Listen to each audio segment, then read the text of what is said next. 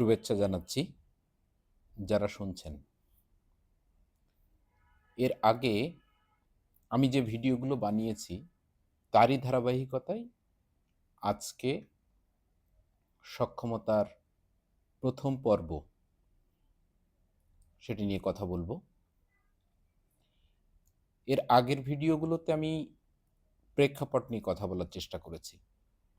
আপনারা লক্ষ্য করেছেন, যারা আমার ভিডিও দেখেছেন বা শুনেছেন তাদের নিশ্চয়ই মনে পড়বে আমি সেখানে প্রেক্ষাপট বলতে আমরা সক্ষমতার বিবেচনায় কি অবস্থা এবং কি অবস্থানে আছি সে বিষয় নিয়ে কথা বলার চেষ্টা করেছি এবং আমরা সেখানে দেখেছি যে আমাদের কর্মসংস্থানের পরিস্থিতি কি এবং ব্যক্তিগতভাবে আমাদের পরিস্থিতি কি, আমরা সক্ষমতা উন্নয়নের কোন অবস্থানে অবস্থান করছি। তো আজকের কথা বলার উদ্দেশ্য হচ্ছে আমরা যারা, বিশেষ করে আমি আমার ব্যক্তিগত কথা বলবো, যেমন আমাকে কাজ করে খেতে হবে, আমাকে বাঁচতে হলে, আমাকে সারভাইভ করতে হলে আমাকে কাজ করতে হবে, অর্থাৎ আমার কর্মসংস্থানের প্রয়োজন রয়েছে। আমি বোধ করি যে আমার মতো এরকম অনেকেরই অবস্থা এরকম। তো সেই রকম জায়গা থেকে যদি চিন্তা করি, আসলে কর্মসংস্থানের ক্ষেত্রে যদি আমরা সক্ষমতার বিবেচনা করি তাহলে তিনটা দৃশ্যপট আমাদের সামনে ভেসে উঠবে। তিনটি দৃশ্যপট।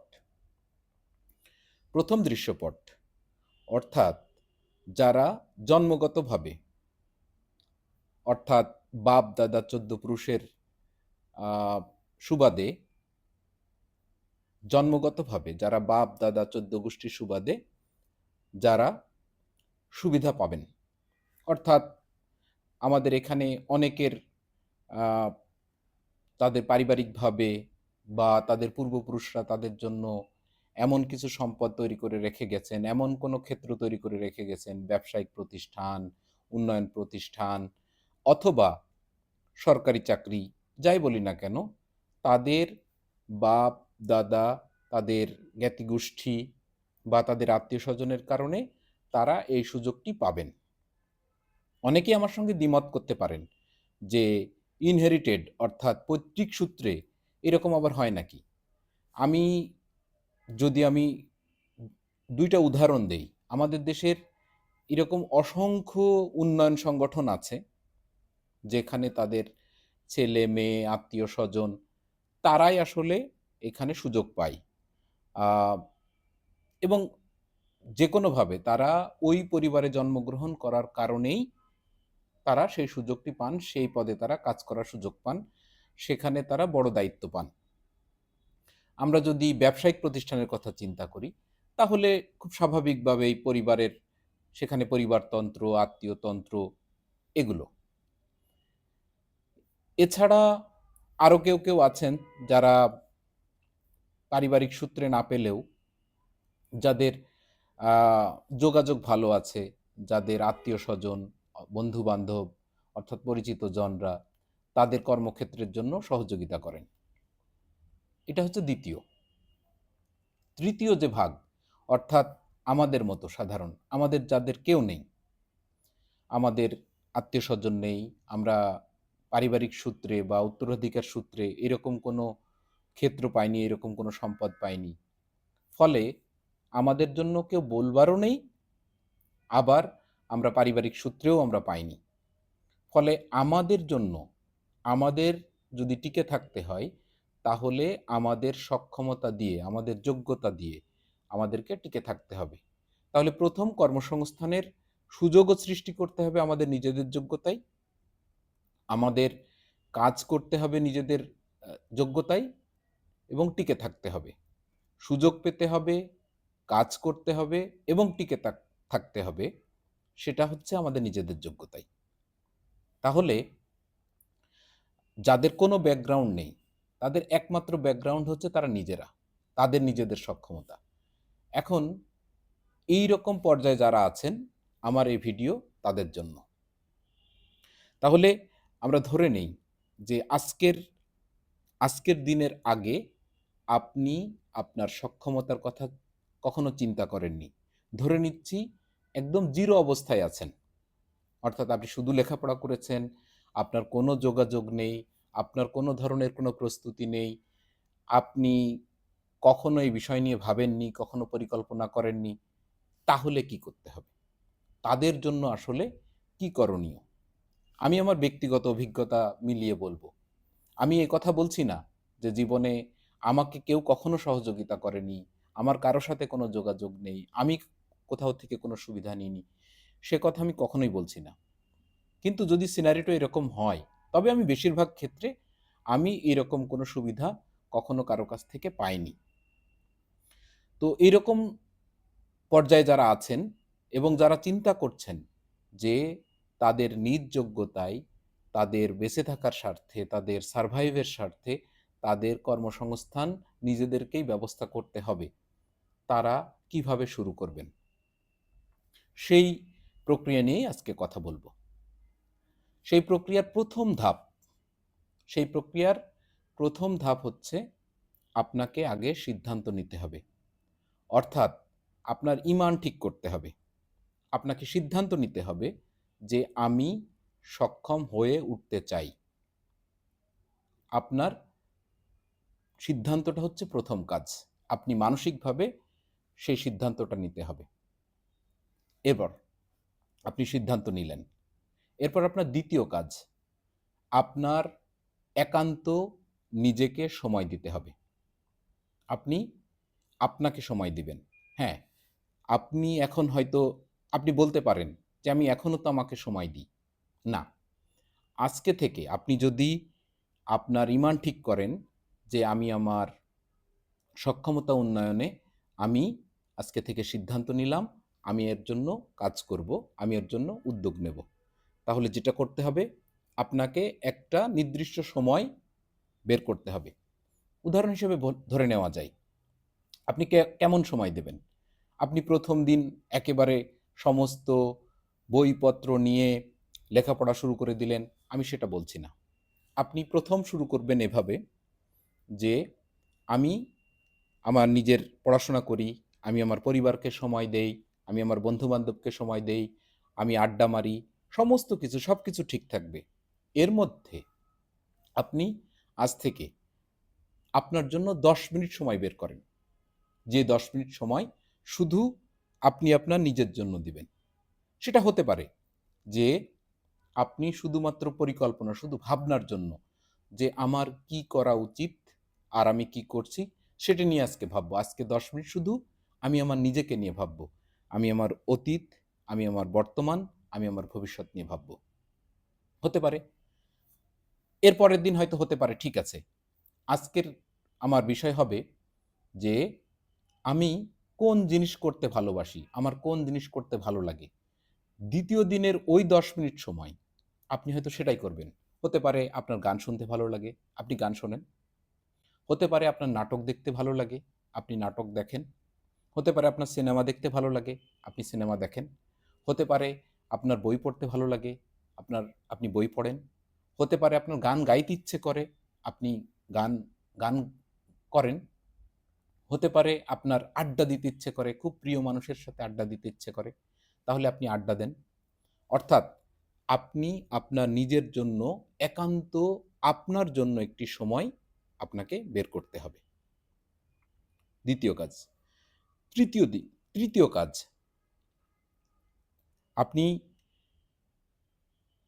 আপনার সময়টাকে আপনার নিজের জন্য যে সময়টা দিচ্ছেন, সেই সময়টাকে কার্যকরী করে তোলার জন্য অর্থাৎ প্রতিদিন আপনার ১ ইঞ্চি পরিমাণ আপনার ১ ইঞ্চি পরিমাণ এগিয়ে যাওয়ার জন্য আপনি সেই সময়টার একটা পরিকল্পনা করেন।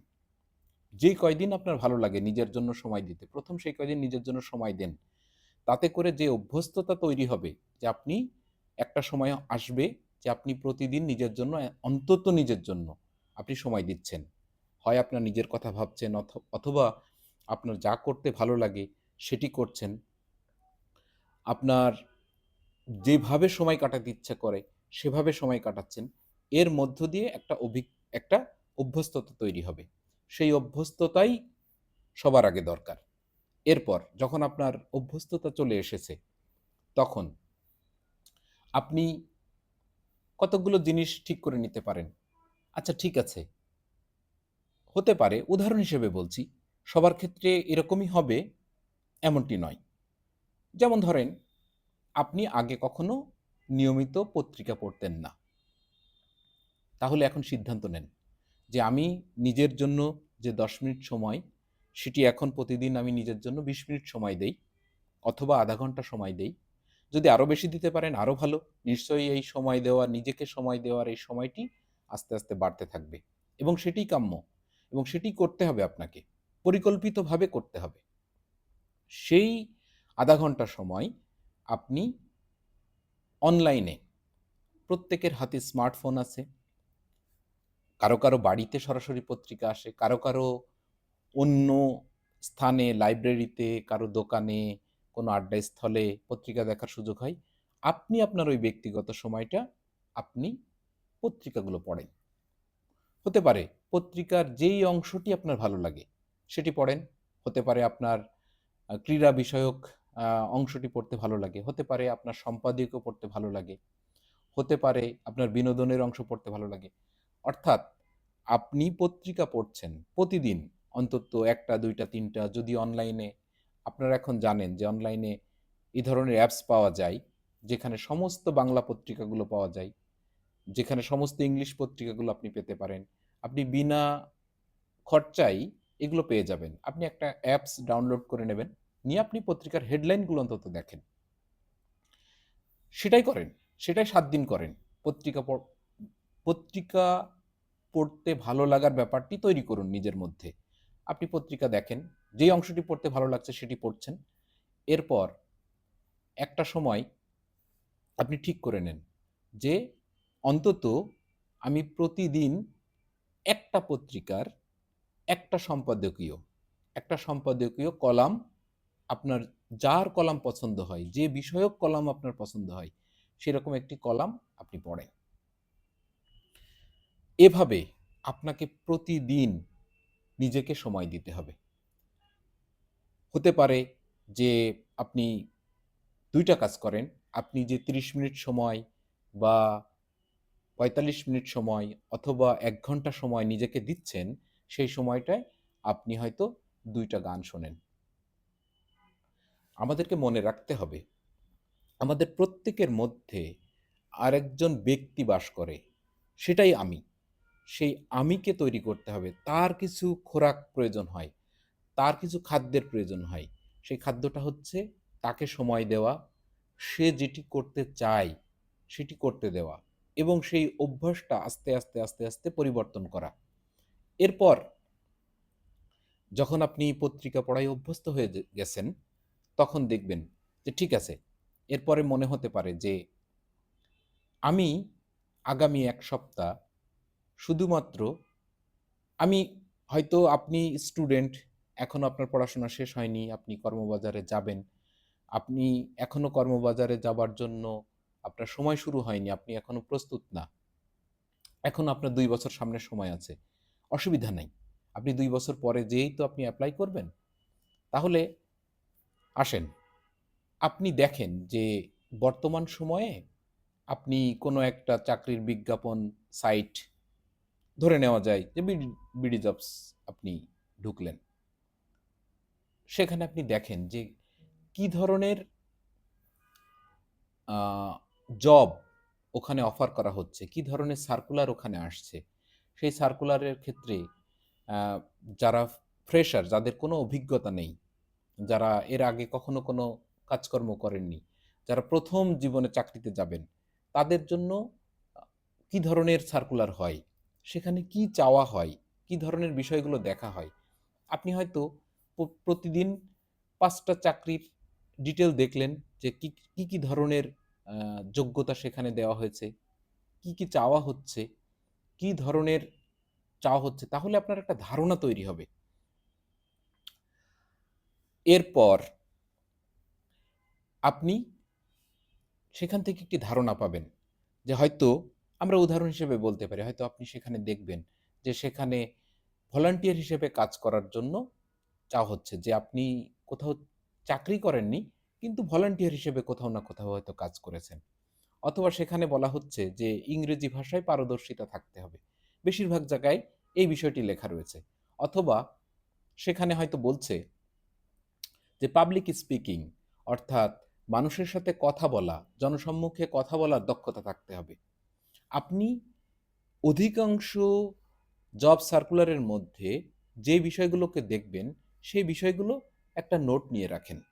আপনি একটা ডায়েরি মেইনটেইন করতে পারেন, সেখানে লিখে রাখেন। এবং আজকে আমি মূলত যে বিষয়টি বলার চেষ্টা করছি, নিজেকে সময় দিন। নিজের জন্য সময় বের করুন, নিজেকে সময় দিন।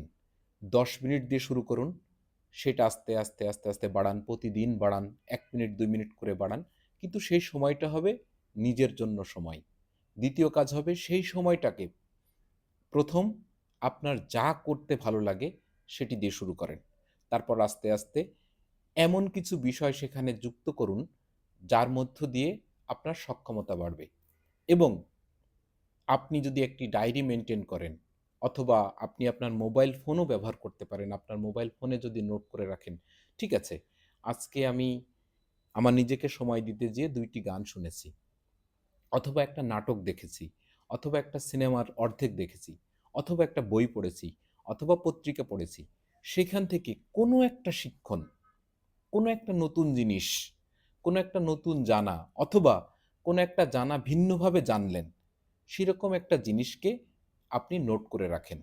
আজকের তারিখ দিয়ে, এই তারিখটা দিয়ে আজকে নোট করে রাখেন যে আমি এই জিনিসটা, এই লাইনটা, এই শব্দটা, এই বিষয়টি নতুনভাবে জানলাম। একবার ভাবেন তো যে আপনি ৩৬৫ দিন পর আপনি ৩৬৫ দিন প্রতিদিন আপনি আপনার নিজেকে ১০ মিনিট, ১৫ মিনিট, ২০ মিনিট, অথবা আধা ঘন্টা, অথবা ১ ঘন্টা আপনি সময় দিয়েছেন। এবং সেই সময় প্রতিদিন আপনি একটি করে নতুন বিষয়, একটি করে নতুন শিক্ষণ আপনি পেয়েছেন। নতুনভাবে জানা হয়েছে, ভিন্নভাবে জানা হয়েছে। আপনার জানার পরিধিটা বাড়বে না কমে যাবে? সবকিছু ভুলে যান। আজকে থেকে সিদ্ধান্ত নেন আপনি আপনার নিজেকে সময় দেবেন। এটা হচ্ছে ১ম এবং প্রধান কাজ। এটা শুরু করুন। পরবর্তী ভিডিওতে ২য় কাজ কি হবে সেটি বলব। আমি আবারও মনে করিয়ে দিতে চাই, নিজেকে সময় দেন। ভালো থাকবেন। সবার জন্য শুভকামনা।